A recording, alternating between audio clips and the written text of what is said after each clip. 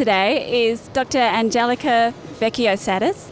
She is the HSE leader at CSIRO Process Science and Engineering.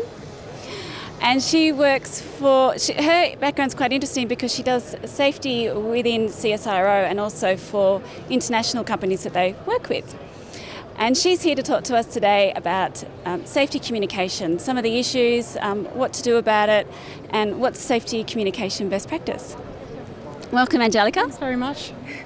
Tell us a little bit about what CSIRO does and how safety is important there.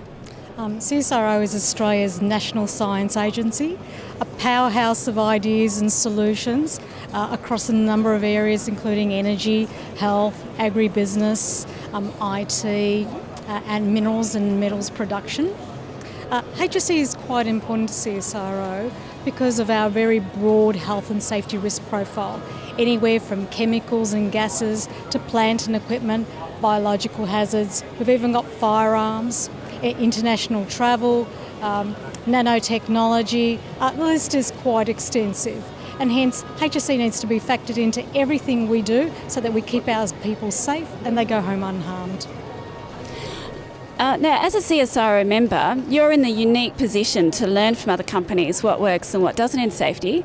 Tell us about what safety communication that doesn't work. The safety communication that doesn't work, especially for our scientists, is anything that's too gimmicky. About 10 years ago, we used to have some posters with some really cutesy photographs in them, a dog to represent, not wanting eye injuries, etc.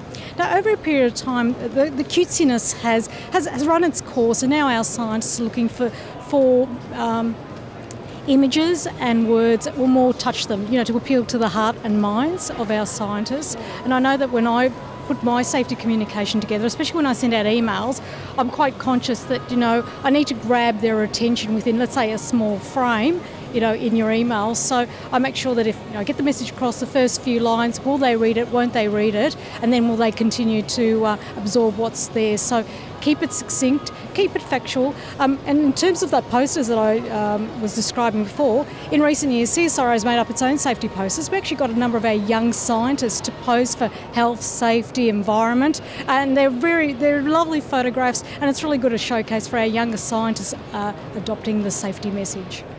Brilliant. And what do you believe is good safety communication?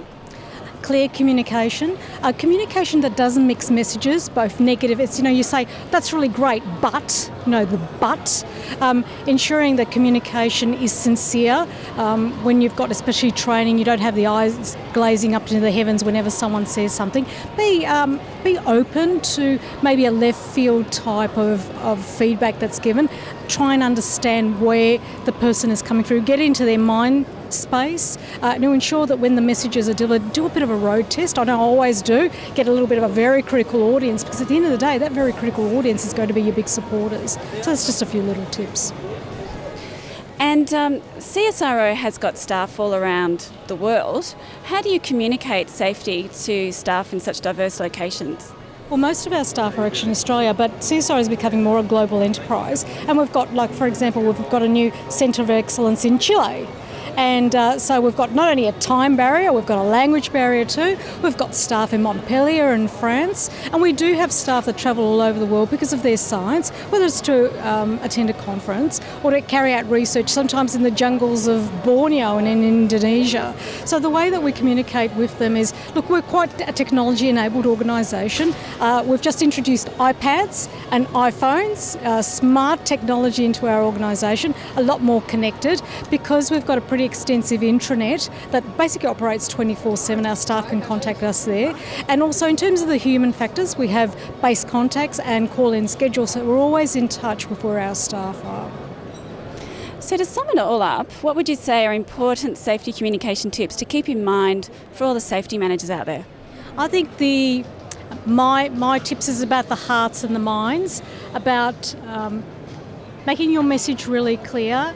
And for me, it's really what's the end goal. And the end goal is people going home safely. I think that's, whether there's rules, whether there's regulations and whether there's requirements, that is first and foremost on everyone's mind, because we all have a life outside of work, and it's that work-life balance which is really important, and that at the end of the day it's the loved ones that come and greet us, whether it's our families or the dog or the pet. That's what the end game is. Wonderful.